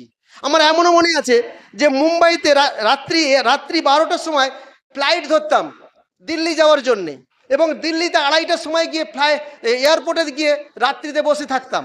এবং তারপরে যখন সকাল হতো, সকালবেলা গিয়ে দিল্লিতে যে মিটিং করতাম, তারপরে কিন্তু আবার আসতাম। এমন এরকম জায়গা আছে, কোনো জায়গায় আমার জন্য সুব্যবস্থা থাকতো, কোথাও আবার সেভাবে থাকতো না। এমনও এক জায়গা আছে যে মহারাষ্ট্রে কোনো একটা জায়গায় মিটিং করতে গেছি, সেখান থেকে আর ফিরতে পারিনি। ব্যাচেলরদের সঙ্গে মিটিং করে রাত্রে রয়ে গেছি এবং ব্যাচেলরদের সঙ্গে একসাথে ছিলাম। থাকার পরে রাত্রে যখন শুয়েছি দেখছি মশা এবং ছারপোকার তাণ্ডবেতে রাত্রি জেগে বড়ি বুস্তি বেঁধে চুপ করে বসে আছি। এইভাবে কিন্তু কাটিয়েছি। এমন এরকম জায়গা আছে যে ছোট্ট একটা জায়গা যেখানে একটা সিঙ্গেল ছেলের জন্য আমি কিন্তু মিটিং করতে গেছি, সেখানে তার মধ্যে পোটেন্সি ছিল, সেই জন্য সেখানে গেছি। যাওয়ার পরে যখন গেছি স্টেশনে, আউট অফ স্টেশনে কখনো যাইনি, গেছি, যাওয়ার পর দেখি আনতে আমাকে রিসিভ করতে আসেনি। আমি তখনই বুঝেছিলাম যে ও মানে ততটা কিন্তু সিরিয়াস নয়। তো আমি খুঁজে গেছি, যাওয়ার পর প্রচণ্ড খিদা লেগেছে। ধাবাতে মানে ফুটপাতেতে দাঁড়িয়ে আমি কিন্তু লাঞ্চ কমপ্লিট করেছি এবং ওখানে মিটিং করে, আমি জানি মিটিং করেছি, ইভিনিংয়ে মিটিং করে আবার রাত্রেবেলায় এসেছি, থাকার জায়গা নাই। রাত্রেবেলা এসে মানে ট্রেনেতে রাত্রে শুয়েছি এবং কখনো ট্রেনকে আমি কিন্তু হোটেল বানিয়ে নিয়েছি। এইভাবে কিন্তু আমরা বিজনেসটা বিল করেছি। তো এইভাবে বিজনেসটা বিল করার মধ্য দিয়ে আমরা আস্তে আস্তে সবচেয়ে বেশি ফোকাস করেছি লিডারের উপর। আমি জানি this business is a leadership empowering business. লিডারশিপের উপর জোর দিলে বিজনেসটা হবে, তাই সব জায়গার উপর আমি লিডারের উপর জোর দিয়েছিলাম। আজকে লিডার যদি থাকে তাহলে বিজনেস কিন্তু হয়ে যাবে। আজকে দেখুন, সেই জন্যই দেখুন আজকে আমরা 2020 and 21 এই ফিনান্সিয়াল ইয়ারে আমরা ফাউন্ডার্স এমারেল হই। আপনারা জানেন এই 2020 and 21 এই ফিনান্সিয়াল ইয়ারে এটা হচ্ছে প্যান্ডেমিক ইয়ার। এই প্যান্ডেমিক ইয়ারে সবথেকে বেশি অ্যাফেক্টেড হয়েছিল আমাদের টিম, কারণ আমাদের টিমে ম্যাক্সিমাম ডিস্ট্রিবিউটর প্রবাসী বাঙালি ছিল। এবং যখনই প্যান্ডেমিক সিচুয়েশন আসে ম্যাক্সিমাম ডিস্ট্রিবিউটার তারা তাদের কাজকর্ম ছেড়ে বাড়ি ফিরে। আমি ফোন করি, অলরেডি ম্যাক্সিমাম ডিস্ট্রিবিউটারের ফোন সুইচ অফ। অলরেডি কিছু যাদের ফোন তুলছে তাদের টাকা নেই, ফোন রিচার্জ করার পয়সা নেই, টিভি করার পয়সা নেই, মানে ঘরে বসে আছে, কাজ নেই, যেন সব লন্ডভন্ড হয়ে গেছে, যেন এলোমেলো হয়ে গেছে, যেন আমার টিমেতে যেন সুনামি এসে গেছে। তো আমি ওই সময় কি করব ভেবে উঠতে পারছি না। বাট আমি হাল ছাড়িনি, আমি কিন্তু হিম্মত রেখেছিলাম এবং আপলাইনের সঙ্গে বেশি বেশি করে অ্যাটাচ করেছিলাম এবং বেশি বেশি করে কমিউনিকেট করেছিলাম। এবং ওই সময় আমি অলরেডি যারা যারা আমাদের ফোন তুলেছিল তাদের সঙ্গে কথা বলেছি এবং টেলিকনফারেন্সে কথা বলেছি, আপলাইনের সাথে ডাউনলাইনের সাথে সবাই মিলে একটা টেলিকনফারেন্সে কথা বলেছি। এবং ওই সময় ডিজিটাল কি জিনিস জানতামই না, আমরা প্যান্ডেমিক সিচুয়েশনে এসে ডিজিটাল জেনেছি, জুম ডাউনলোড করেছি, জুমে কীভাবে করতে হয় প্রত্যেকটা শিখেছি এবং শিখে ওই ফিনান্সিয়াল ইয়ারেতেই আমরা কিন্তু জুম ডাউনলোড করে জুমেতে প্রচুর মিটিং করেছি এবং মিটিং করার মধ্য দিয়ে ওই ফিনান্সিয়াল ইয়ারেতেই আমরা কিন্তু ফাউন্ডার এমারজেন্সি হিট করি উইথ 4 কিউ লেগ। তো অলরেডি আমি এটা বলবো যে এই বিজনেসটা বিল করতে এসে আমি কখনোই কিন্তু অন্যের সাথে আপোষ করিনি, কখনোই অন্যের সাথে আপোষ করিনি। হ্যাঁ, তো কোনো অনৈতিক কাজ করিনি, কোনো ম্যানিপুলেটিং করিনি, কৃত্রিম উপায়ে পিনকে অ্যাচিভ করিনি যে ও করেছে আমাকেও করতে হবে। বরঞ্চ আমরা সততার সহিত কাজ করে গেছি এবং সবচেয়ে বেশি জোর দিয়েছি লিডারশিপের উপরে এবং লিডারশিপ ডেভেলপমেন্টের উপর সবচেয়ে বেশি জোর দিয়েছি এবং সিস্টেমের উপর সবচেয়ে জোর দিয়েছি। মানে সিস্টেম বলতে তখন ছিল বিট সিস্টেমেতে আমরা সবচেয়ে বেশি জোর দিয়েছি এবং আমরা বই পড়েছি। তখন বুক অফ দ্য মান্থ ছিল, মিঠু বললো বুক অফ দ্য মান্থ, আমরা বুক অফ দ্য মান্থের সংখ্যা বাড়িয়েছি। আমরা তখন এসওসিটি ছিল, এসওসিটির সংখ্যা আমরা বাড়িয়েছি প্রচুর পরিমাণে। সেই সময় বলতো যে একটা টিমেতে যদি এতগুলো এসওসিটি থাকতো তাহলে এটা একটা স্টেবল বিজনেস। আমরা সেই প্যারামিটারসগুলো ম্যাচ করিয়েছি এবং তার সঙ্গে সঙ্গে ফাংশন, আমি সবচেয়ে বেশি আমি লাইফে কখনো ফাংশন মিস করিনি, মানে মিটিং মিস করিনি। এমন এরকম আছে যে 103 ডিগ্রি জ্বর আমি কিন্তু মিটিংয়ে গেছি এবং পথে আসতে পারিনি, বীজ রাস্তায় কিন্তু লোকের বাড়িতে আশ্রয় নিয়েছে, কিন্তু মিটিং আমি বন্ধ করিনি, কখনো এটা করিনি। আমাকে ভীষণ ভালো লাগে মিটিং অ্যাটেন্ড করতে, ভীষণ ভালো লাগে। এবং ফাংশন আমি বলি ফান উইথ অ্যাকশন, ভীষণ ভালো লাগে এটা। এবং একবার মনে আছে যে এই নাম্বার সেই প্যারামিটারসগুলোকে আমি কিন্তু ভীষণভাবে ম্যাচ করাতাম। একবার মনে আছে যে মুম্বাই থেকে পুনা এফইডি হবে, আমি কিন্তু 300+300-এরও বেশি ছেলে ডিস্ট্রিবিউটারকে নিয়ে কিন্তু মুম্বাই থেকে পুনা এফইডি অ্যাটেন্ড করতে যাব এবং ওখানে 5খানা গাড়ি বুক করি, বাস মানে ট্রাভেল বাস বুক করে এবং প্রত্যেকটা বাসেতে করে 4-5জন করে ভলেন্টিয়ারকে ঠিক করি। এবং শুধু তাই নয়, এবং ওইখানেতে আমরা কি করি এবং আমরা এই বেঙ্গলেতে আসতাম, বেঙ্গল কালচার দেখতাম। এখানে আমি একটা জনের সত্যি বলবো দারুণভাবে কিন্তু আমরা শিখেছি, বেঙ্গলের প্রত্যেকটা লিডারের কাছ থেকে আমরা শিখেছি। এখানের কালচার সব কিছু ভীষণভাবে আমাদেরকে অ্যাট্রাক্ট করেছিল। তো অলরেডি এখানে যখন আসতাম এসে আমি অনিদাকে দেখতাম, অনিরুদ্ধ ম্যান মোহাবাস, জোরজার ক্লাপিং হওয়া দরকার আছে। তো অলরেডি আমি গো ডায়মন্ড এখান থেকে যেতাম মুম্বাই, এখান থেকে কেন লোভে পড়ে অনিতা এমনভাবে অ্যারেঞ্জ করতো যেটা ভীষণ ভালো লাগতো, মানে মিটিং ঠিক পিকনিক মুডে এইভাবে, এবং সেটা কিন্তু এখান থেকে শিখেছি। তো আমি যখন এগুলো করেছিলাম ওখানেও কিন্তু আমি পিকনিক মুডে করেছি। আমরা যখন নিয়ে যাচ্ছি তখন কিন্তু মানে breakfast, lunch and evening snacks সব রেডি করেছি। এবং আমাদের ওই ট্রাভেলেতে অলরেডি আমরা ভীষণ লাকি, আমাদের সাথে সুভাষিসদা ছিলেন। সুভাষিসদার মনে আছে কিনা জানি না, কিন্তু আমাদের সাথে ছিলেন, ভীষণ ভালো লেগেছে। এবং এটা আমাদের কাছে পরম একটা সৌভাগ্য ছিল যে সুভাষিসদা আমাদের সাথে এসেছিলেন এবং ভীষণ মানে ভালো লেগেছে। এবং এই মিটিং আমরা বাড়ানোর জন্যে আমরা কি করতাম, যখন যেমন ধরুন দুর্গাপুজো যখন আসে, হিন্দুদের দুর্গাপুজো যখন আসে, তখন যেমন ধরুন ঈদ চলছে, মুসলিমদের মানে যখন ঈদ হবে তখন কি হয়, মানে তার আগে শপিং চলছে, বিশাল একটা ব্যাপার। দুর্গাপুজো যখন আসে তখন কি হয় বলুন তো, আগে যা মানে ঢাকা যখন কড়ি পড়ে মনটা উড়ু হয় না, কাশফুল উড়ছে উড়ু হয়, ঠিক প্ল্যানিং শুরু হয়ে যায়। ঠিক এই বিজনেসের যখন বড় মিটিং যখন অ্যানাউন্সমেন্ট হয়ে যায়, আমার মধ্যে সেটা কিন্তু ওদের শুরু করে। এবং বিভিন্ন জায়গাতে আমি লোককে বলতে শুরু করি যে চলো মিটিংয়ে যেতে হবে। সে হয়তো যেতে রাজি নয়, তাকে বলো চলো এই ড্রেস পরতে হবে, সাদা জামা, কালো প্যান্ট, রেড ডাস্টাই, ব্ল্যাক শু, ব্ল্যাক সক্স, তুমি পরে তাকে কিনে পরিয়ে দিলাম। পরিয়ে দেওয়ার পর আয়নার সামনে দাঁড় করে বলো দেখো কেমন লাগছে, কি সুন্দর লাগছে। এবং এইটা বলাতে সে যখন দেখলো কি সুন্দর লাগছে, ব্যাস তারপরে কিন্তু একদম পুরো 100% আমি জানি সে রেডি হয়ে গেল। তো এইভাবে কিন্তু নাম্বারসটা আমরা বাড়ানোর মধ্য দিয়ে বিজনেসটা কিন্তু আমরা কিন্তু অলরেডি মিটিংয়ের নাম্বার বাড়িয়েছি। এইভাবে বাড়িয়ে কিন্তু আমরা কিন্তু সিস্টেমের উপর জোর দিয়ে আমরা কিন্তু বিজনেসটা কিন্তু করেছি। তো অলরেডি আমি যেটা বলবো যে এই বিজনেসে আর একটা জিনিস সবচেয়ে জোর দিয়েছি, যেটা মিঠু বললো, কাস্টমার। আমি জানি এই বিজনেসটা তো সবচেয়ে বেশি কে হয় জানেন তো, অনেকে ছেড়ে দেওয়ার মেজর কারণ হচ্ছে কি প্রোডাক্ট। যদি বাড়িতে প্রোডাক্ট রয়ে যায়, আমরা তাই একটা কি করেছিলাম যে রিটেলিং, সবচেয়ে বেশি জোর দিতে হবে রিটেলিং এর উপর।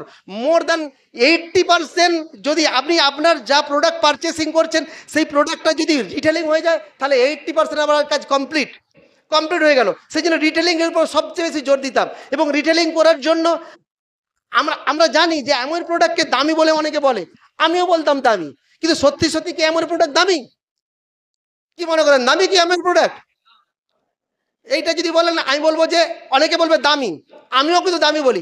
কিছু প্রোডাক্ট আপনাকে বলবো, যেমন ধরুন হোম কেয়ারের প্রোডাক্ট দামি নয়। একটা এলওসি 1 লিটার থেকে 100-700 লিটার এলওসি তৈরি করা যায়, দ্রবণ তৈরি করা যায়। দাম কত? 1 লিটার দাম কত? মাত্র 3 টাকা। আরে ইন্ডিয়াতে যেটা হচ্ছে মাল্টিপারপাস ক্লিনার, এমনি 1 লিটারের জলের দাম 20 টাকা, একটা মাল্টিপারপাস ক্লিনার দাম 3 টাকা, কি করে দামি বলবেন আপনি বলুন? মোটেই দামি নয়। তাই ব্যাপারটা হচ্ছে এটাই। আর হচ্ছে ধরুন আমি আর্টিস্টের প্রোডাক্ট বা নিউট্রিলাইট বলবো দামি, বলবো হ্যাঁ দামি, আমি মেনে নিচ্ছি দামি। যদি বলেন দামি, বাট আমি বলবো কিরকম, মানে এই প্রসঙ্গে আমি বলবো যে দামি নয়, এটা কস্ট ইফেক্টিভ। এই প্রসঙ্গে আমি একটা এক্সাম্পল দিলেই তাহলে বুঝে যাবে যে যেরকম আমি আমার ডাউনলাইনকে আমি এক্সাম্পল দিতাম। কিভাবে বলতাম, যে ধরুন আপনি পিসি চন্দ্র জুয়েলারিতে সোনা কিনতে গেছেন, ট্রেন দিয়ে আসছেন, আস্তে আস্তে একজন ধরুন চেন কিনবেন, 2 ভরির চেন কিনবেন। তো ট্রেন দিয়ে আসছেন, আস্তে আস্তে একজন দেখবেন ছুরি দিয়ে ট্রেনকে সোনার চেনকে ঘষে বলছে 50 টাকা 50 টাকা 50 টাকা। তো আপনি ধরুন কেউ কিনলো, কেনার পর পিসিচন্দ্র জুয়েলারিতে গেলেন, সেম সোনার চেনটা আপনি কিনছেন, পিসিচন্দ্র জুয়েলারি বলছে 1 লাখ টাকা। আমরা কি তখন বলি কি বলছেন আপনি, আমি 50 টাকা বলতে গেলাম, এটা আপনি 1 লক্ষ টাকা বলছেন? কেন বলি না বলুন তো? কারণ ব্যাপারটা হচ্ছে এটা, ওটা ছিল রোল গোল্ড, এটা হচ্ছে গোল্ড। তাই আমাদের প্রোডাক্ট হচ্ছে কি গোল্ড, তাই রোল গোল্ডের সঙ্গে গোল্ডের কোনো কম্পেয়ার হয় না। সেই জন্য আমরা দামি কেন বলি, অর্থাৎ আমরা কম্পেয়ার করি, তখন কম্পেয়ারটা ভুলে যাই যে এটা যে কস্ট ইফেক্টিভ, ওর যা দাম তার মূল্য পে করতে হবে, সেটাই এর মূল্যটা এটাই। এই জন্য আমি কিন্তু পে করলেই পে করবো। এবং আর একটা বলি আর্টিস্ট্রি প্রোডাক্ট, অনেকে তো অনেকে ইউজ করে না। আমি তো বলি আমার টিমের লোককে বলি, যদি তুমি স্কিন মনে করো তাহলে তুমি ইউজ করবা, যদি চামড়া মনে করো তাহলে ইউজ করো না। ব্যাপারটা সিধে কথা। তো ব্যাপারটা হচ্ছে অনেকেই চামড়া মনে করে তারা ইউজ করে না, কিন্তু যদি স্কিন মনে করি, স্কিন হচ্ছে আনমোল হয়, চামড়া তো গন্ডারেরও আছে, তাই না? ব্যাপারটা হচ্ছে এটি। তো সেই জায়গায় এইভাবে কিন্তু আমরা কিন্তু কাস্টমার বাড়িয়েছি, এবং প্রচুর পরিমাণে কাস্টমার বাড়িয়ে একটা ডিস্ট্রিবিউটার তাদের কিন্তু মানে 50, 60টা, 70, 100টা, 150টা পর্যন্ত কাস্টমার, 200টা পর্যন্ত কাস্টমার আছে। কারো 300 পিপি, 500 পিপি, 1000 পিপি পর্যন্ত আমাদের টিমে তো অনেকে করেছে, এবং তার মধ্যে দিয়ে কিন্তু আমাদের অলরেডি টার্নওভার ক্রিয়েট হয়েছে। তো এখানে একটা কথা আমি বলবো যে শুভাশিস দা এবং সুজাতিদির একটা বিগ হ্যান্ড হতে পারে। এনারা একটা প্রোগ্রাম লঞ্চ করেছিলেন, এটা ভীষণ ভাবে আমার দিয়ে কাজ দিয়েছিল। 100+1, 100+1, 100 পিপি রিটেলিং প্লাস 1 স্পন্সরিং। 100 পিপি মানে 100 পিপি রিটেলিং অ্যান্ড 1 স্পন্সরিং। আমরা যদি এই কাজটা করতে পারি, তাহলে গুটি গুটি পায়ে আমি কিন্তু আমার ড্রিম ডেস্টিনেশনে পৌঁছে যাব। কেউ আটকাতে পারবে না, এর জন্য কোনো কোয়ালিফিকেশন লাগে না, কিচ্ছু লাগে না। শুধু ওই সিম্পল কাজটা আমরা যদি দাগ মেলাতে পারি, তাহলেই কিন্তু আমরা আমাদের ড্রিম ডেস্টিনেশনে পৌঁছে যাব। এই কাজটাই আমরা করেছি, করার মধ্য দিয়ে বিজনেসটাতে কিন্তু আমরা কিন্তু করেছি। তো জাস্ট আমি শেষ করে দেবো, আর আমার অনেকটাই বলেছি, শেষ করে দেবো। তো দেখুন ব্যাপারটা হচ্ছে কি, আমরা প্রতিনিয়ত আপলাইনকে ফলো করেছি, আপলাইন যা বলেছি তাই করেছি। এখানে আমার আপলাইন প্রেজেন্ট আছে, ভীষণ ভালো লাগছে, আমার আপলাইন প্রেজেন্ট লাগছে। আমি যখন এমরাল্ড যাই, আমার আপলাইন তখন সিলভার, বাট স্টিল নাও আমার আপলাইন, আমি যখন মুম্বাই থেকে যখন দেশে আসতাম, আমার আপলাইনকে পাওয়ার জন্যে আমি কিন্তু ছটফট করতাম, আপলাইন কোথায়। আমি কিন্তু যেতাম, মানে জানি না, আপলাইনের সঙ্গে থাকলে যেন মানে রক্ত, মানে ব্লাড সার্কুলেশন বাড়তে শুরু করে, এবং এভরি আপলাইন সেই জন্য এভরি মিটিং, মানে অ্যাকচুয়ালি জানেন তো, যখন কেউ মানে একটা ছেলে মেয়ে যখন প্রেম করে, তখন দেখবেন ছেলে মেয়েকে দেখতে পেলে তাদের মধ্যে একটা ব্লাড সার্কুলেশন তৈরি হয়ে যায়। এক্স্যাক্টলি এই বিজনেসটাতে কি আপলাইনকে দেখে আপনার কি সেরকম ব্লাড সার্কুলেশন হচ্ছে? যদি হয় তাহলে হবে, যদি হয় তাহলে আপনার বিজনেসটা হবে। তো সেটা কিন্তু এখনো আমাদের হয়, এখনো হয়, এবং অলরেডি, এবং ভগবান করি এটা যেন সারা জীবন থাকে। তো এটা এবং সমস্ত আপলাইন মানে এলওএস যত আপলাইন প্রত্যেকটা আপলাইনকে দেখলে আমাদের যেন একবার শুধু পাওয়ার জন্যে আমরা যেন সেখানে যেন মানে ওত পেতে থাকি যে আপলাইনের সান্নিধ্য পাওয়ার জন্যে। তাই সেই আপলাইনের দেখানো সঠিক পথে সঠিক কাজ করে গেছি এবং আপলাইন যা বলেছে তাই করেছি এবং তার থ্রু দিয়ে আমাদের আজকে আমরা একটু সাকসেস এসেছি। এখন আমাদের অনেক জার্নি বাকি, অনেক দুর্গম পথ অতিক্রম করতে হবে। তাই তো আজও আমি বললেন, মিঠু বললেন, আজও আমি আমার স্টার হোটেলের মতো বাড়িতে আমার সুন্দর বিছানাতে এখনো মাসের 10 থেকে 12 দিন আমি কিন্তু ঘুমাইনি। তো অলরেডি